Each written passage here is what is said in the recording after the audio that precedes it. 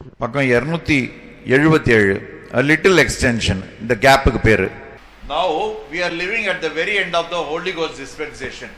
இப்போ நாம அதிகமாக மிகவும் அந்த பரிசுத்த ஆவியின் யுகத்தின் முடிவில் ஜீவிக்கிறோம். அப்படின்னா பரிசுத்த ஆவியின் யுகம் முடிய போகுதுன்னு அர்த்தம். At the end of the Holy Ghost dispensation, there is a little invisible age.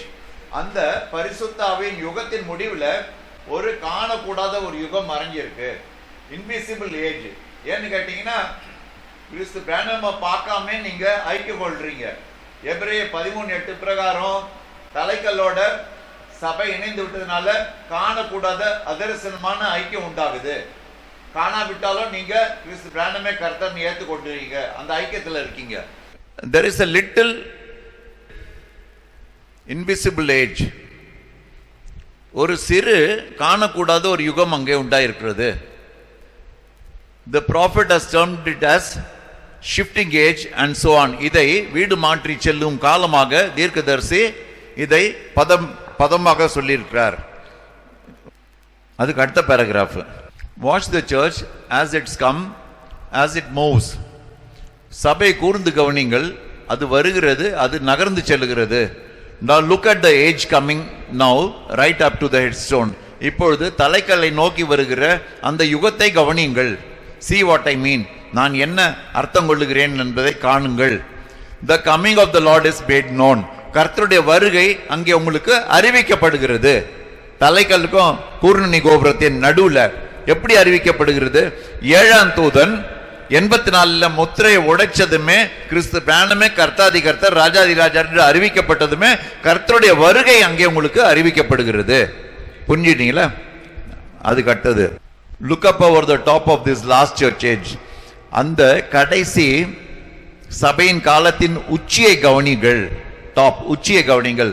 See this little extension. The Gentile days are finishing. இந்த சிறு நீடிப்பு, எக்ஸ்டென்ஷன், கொஞ்சம் காலம் முடிஞ்சோன்னு கொஞ்சம் நீடிப்பு, இன்னும் கொஞ்சம் காலம் கொடுக்குறேன். புரியுதுங்களா? இப்போ 60 வருஷம் கொடுக்குறாரு, அதில் எதுவுமே முடியல, இன்னும் 10 வருஷம் நான் கொடுக்குறேன்றாரு பாருங்க. அந்த மாதிரி கொஞ்சம் காலகட்டத்தை நீடிக்கிறாரு. அவர் சொல்றாரு அந்த நீடிப்பு எதனால் நீடிக்குது? See this little extension. இந்த சிறு நீடிப்பை கவனிங்கள். The Gentiles days are finishing. இந்த இடைவெளியில புறஜாதியாருடைய காலம் முடிந்து விடுகிறது. புறஜாதியாருடைய காலம் முடிந்து விட்டு இனி யூதர்களுடைய காலம் ஆரம்பிக்க போகுது. இங்க எடுத்துக்கொள்ளப்படுதல் முடிஞ்சவனையும் யூதர்களுடைய காலம் ஸ்டார்ட் ஆகும். The dispensation for the Jews. யூதர்களுக்கான யுகம் ஆரம்பமாகும். ஆமென். புரிஞ்சுட்டீங்களா? ஓகே, ரொம்ப மகிழ்ச்சி. சில சௌகரியங்கள்லாம் குறிப்புகள் எழுதுறீங்க, ரொம்ப மகிழ்ச்சி. இன்னும் மற்றவங்களும் எழுதணும், வேதமும் எடுத்துட்டு வரணும் கையில். 444 God's waiting upon you and me. எப்படி இந்த அடாப்ஷன் டைமில் நாம் வந்துட்டோம். இந்த இடைவெளியில் புத்திர ஸ்வீகாரத்தின் நேரம் உண்டாயிருது. த அடாப்ஷன் டைம். அடாப்ஷன் என்ன? பாவிகளாகி உங்களை தேவன் தன்னுடைய குமாரர்களாக புத்திர ஸ்வீகாரம் எடுத்துக்கிறது தான். தன்னுடைய பிள்ளையாக்கி கொள்றாரு, ஸ்வீகாரம் எடுத்துக்கிறாரு, தத்து எடுக்கிறாரு. அதுதான் புத்திர ஸ்வீகாரம். 1. 2வது சபையை தன் ஸ்தானத்தில் பொருத்துவது புத்திர ஸ்வீகாரம். சபை தன் ஸ்தானத்தில் வராவிட்டா எடுத்துக்கொள்ளப்படுதல்ல போக முடியாது. நீங்களும் தேவனுடைய சுவிகார புத்திராகாவிட்டா எடுத்துக்கொள்ளப்படல போக முடியாது. அப்ப இந்த இடைவெளியில தலைக்கல்லுக்கும் கூர்நுனி கோபுரத்துக்கும் நடுவில் புத்திர ஸ்வீகாரத்தின் நேரம் உண்டாயிருக்கு. அதுல என்ன சொல்றாரு?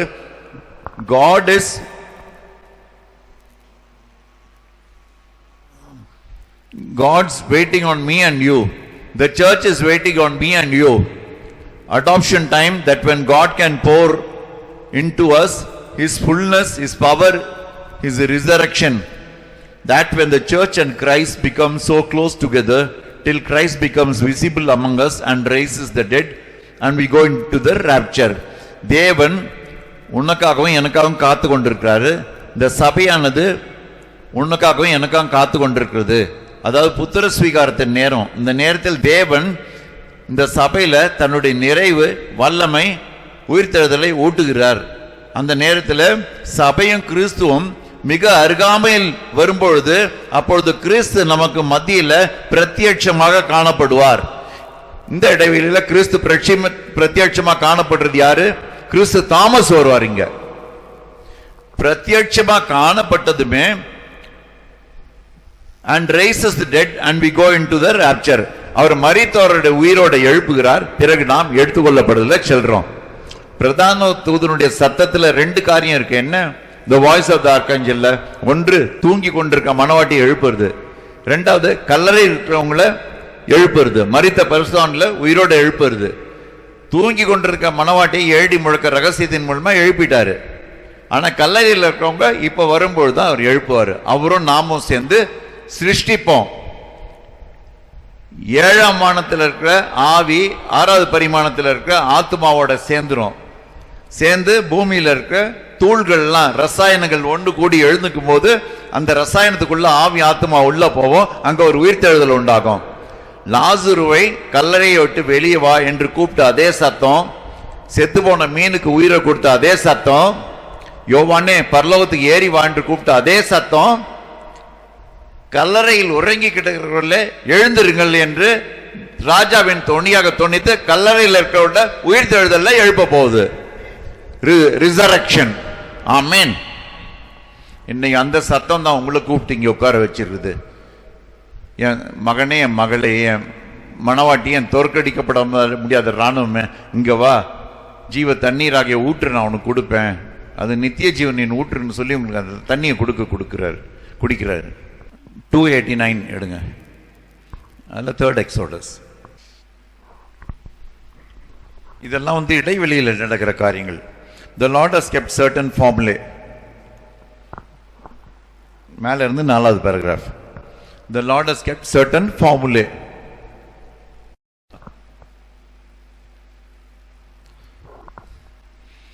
The Lord has kept certain formulae in the message of the great prophet Branham. கர்த்தர் சில சூத்திரங்களை மகத்தான தீர்க்கதரிசியாகிய கிறிஸ்து பிரானமுடைய செய்தியில வச்சிருக்காரு. ஃபார்முலா என்னன்னா, இப்போ ஒரு கணக்கு நீங்க போடணும்னு வச்சுக்கோங்க. அந்த கணக்கு போடுறதுக்கு ஒரு சூத்திரம் கொடுப்பாரு.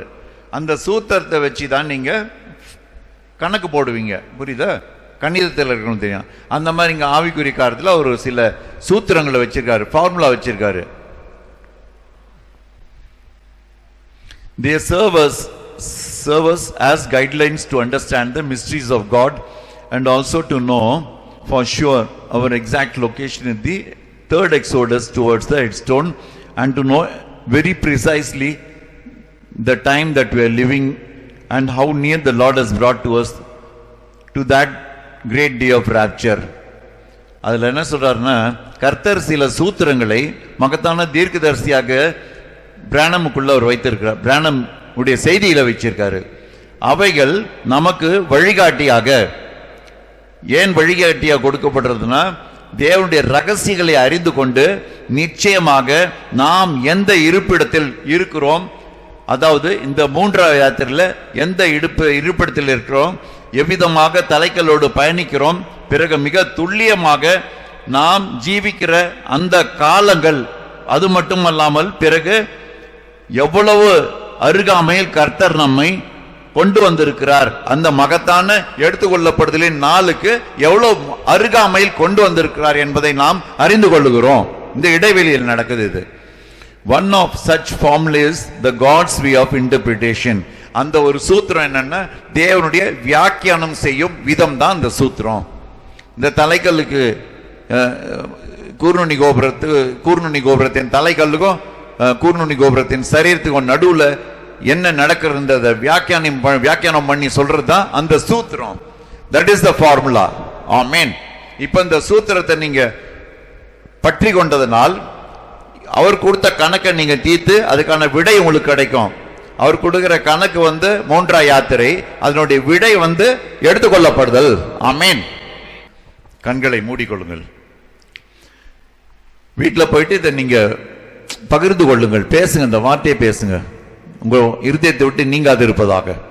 ஓ எங்களை நேசிக்கிற நல்ல ஆண்டவரே, எங்கள் ஜீவனும் வெள்ளமாகிய கர்த்தாவே, நேற்று இன்று என்றும் மாறாதவரே, பரலோகத்தின் ஒன்றான மெய்தேவனே, இந்த அருமையான நாளுக்காக அந்த விலைக்காக ஸ்தோத்திரம். உடைய ஈவுக்காக, இரக்கத்தின் ஐஸ்வர்யத்துக்காக ஸ்தோத்திரம். இம்மட்டுமாக காத்து வழிநடத்தின மகத்தான கிருபைக்காக ஸ்தோத்திரம். இந்த நாளில் தாழ்த்தி உங்களுடைய கரத்தில் ஒப்பு ஜெபிக்கிறோம். ஆண்டவரே, உங்களுடைய வருகை சமயமா இருக்கிறது. எந்த காரியத்துடன் நாங்கள் ஒப்புரவாகாதபடிக்கு இரவும் பகலும் வேட்டைக்காரர்களை போல கர்த்தாவை துரத்தி சென்று எங்களுடைய வேட்டை பொருளாகிய எடுத்துக்கொள்ளப்படுதலை பற்றி கொள்ள கிருபை தாரோம். தாய் தகப்பனிடத்தில் பிடிவாதமாக இருந்து ஒரு சிறு குழந்தை எப்படி மிட்டாயை வாங்கி கொள்ளுகிறதோ நாங்களும் இப்பொழுது பிடிவாதமாக இருக்கிறோம். நீர் எங்களுக்கு இந்த ராப்சர் கொடுத்தே ஆக வேண்டும். புத்தியுள்ள கன்னிகளாய் எங்களுடைய விளக்கிலே எண்ணெய் ஆண்டவரை ஊற்றி திரி வெட்டப்பட்டு ஆயத்தப்பெனும் பாதரட்சியை தந்து உம்மை எதிர்நோக்கி வர மணவாளன் வருகிற என்ற துணியை கேட்டு எதிர்நோக்கி வர எங்களை ஆயத்தப்படுத்த வேண்டுமா ஜெபிக்கிறோம். சபையில் எந்த சலசலப்பும் இல்லாதபடி காத்துக்கொள்ளும். நீர் முன்குறித்த அந்த 31ஆம் தேதி நாங்கள் வெறும் ஜெபங்களை நடத்துவோம் ஆண்டவரே. எந்த காரியத்தை கொண்டு அது புத்தாண்டு கிடையாது. காலம் நித்தியத்தோடு இணைந்து விட்ட பிறகு நாங்கள் புத்தாண்டு என்று கூறுவோமானால் அது உங்களுடைய வார்த்தைக்கு விரோதமாக இருக்கிறோம். நித்தியம் என்று கூறுவோம். ஒவ்வொரு நாளை பார்த்து நாங்கள் நித்தியத்தில் இருக்கிறோம் என்று நினைவு படுத்துதலை எங்களுக்கு தாரும் ஆண்டவரே. நன்றி. வந்திருக்கிற ஒவ்வொரு ஆத்துமாவை ஆசிரியும் கடனில் கட்டுகளை முறித்து போடும். விடாய்த்த ஆத்துமாக்களுக்கு புது பெல்லனை தந்து உற்சாகத்தை தந்து கழுகுகள் போல் செட்டை அடித்து எழும்பு அவர்களை நீர் ஆசீர்வதிக்கணுமா ஜெபிக்கிறோம். எல்லோரையும் கர்த்தா வார்த்தையினால் நிரப்போம். எடுத்துக்கொள்ளப்படுதலின் கர்த்தாவை விசுவாசத்தை திரளாய் ஊற்ற வேண்டுமா ஜெபிக்கிறோம். இருதயத்தையும் வாயும் வார்த்தையினால் நிரப்போம். ஆண்டவரே கர்த்தாவே, உடைய வருகை சமீபம் என்று அறிந்து அந்த வருகைக்கு ஆயத்தப்பட்ட ஜனங்களாய் உலகத்தை புறக்கணித்த ஜனங்களாய் ஜீவிக்க கிருபை தாரும். ஒவ்வொருடைய வாதைகளை முத்திரையின் அதிகாரத்தினால் நீக்கி போடும்படிக்கு கிறிஸ்து பிராணம் நாமத்தில் விசேஷமாய் கட்டளையிடுகிறேன் ஆண்டவரே. ஒவ்வொருவருக்குள்ள சந்தோஷத்தையும் சமாதானத்தையும் தார ஆண்டவரே. நன்றி நன்றி நன்றி. ஸ்தோத்திரம் ஆண்டவரே, ஸ்தோத்திரம். உலகத்தின் காரியங்களை குறித்து கவலைப்படாதபடிக்கு ஆவிக்குரிய காரியங்களை குறித்தே நாங்கள் கர்த்தாவை தேவனை மேன்மை பாராட்டி அதை குறித்து அக்கறை உள்ளவர்களாய் ஜீவிக்க கிருபை தாரும். எங்களுக்கு நியமிக்கப்பட்ட ஓட்டத்தை நாங்கள் சிறப்பாய் ஓடி அந்த ஜீவ கிரீடத்தை பெற்றுக்கொள்ள எங்களை ஆசீர்வதிக்க வேண்டுமா ஜெபிக்கிறோம். 6 கற்சாடிகளை ஆஸ்வதியும்.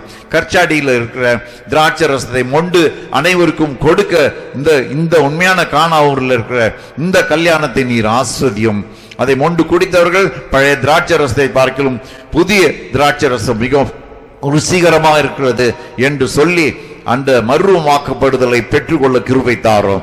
3 மேசியாக்களுடைய சாதனைக்காக சோத்திரம். இயேசு கிறிஸ்துவின் ரத்தத்தினால் ஆத்மாவின் பாவ நிவர்த்தியாக ரட்சிப்பு ஆவின் முதற்பலனாகிய அச்சாரத்தை பெற்றுக்கொண்டோம். கிறிஸ்து பிராண்டிய ரத்தத்தினாலும் எலும்புகள் நொறுக்கப்படுவதனாலும் நாங்கள் சரீர மீட்பாகிய புத்திர ஸ்வீகாரத்தையும் ஆவின் நிறைவுக்கு கொண்டு செல்லப்பட்டு விட்டோம். கிறிஸ்து தாமசுடைய ஜீவாதார பலி போக்காடாகிய இயற்கையான மரணத்தின் அந்த கர்த்தாவே இயற்கையான மரணத்தின் மூலமாக நாங்கள் நித்திய நீதியை பெற்றுக்கொண்டோம். எங்கள் அக்கிரமங்கள் ஆண்டவரே மறதி என்ற கடலில் அமிழ்த்தப்பட்டு விட்டுவன. அதற்காக ஸ்தோத்திரம். கர்த்தாவே தேவனே, நித்திய நீதியை பெற்றுக்கொண்ட எங்களை நீர் நீதியின் விருட்சங்கள் என்று சொல்லுகிறீர். அந்த அமிழ்த்து மறித்து விட்ட அந்த அக்கிரமங்களுக்கு இனி உயிர்த்தெழுதல் கிடையாது. அது மறதி என்ற கடலில் போடப்பட்டதனால் அதற்கு நினைவு கூறுதல் கிடையாது. எவ்வளவு மகத்தான சாதனை ஆண்டவரே. என்னுடைய இருதயங்கள் ஆச்சரியப்படுகின்றன.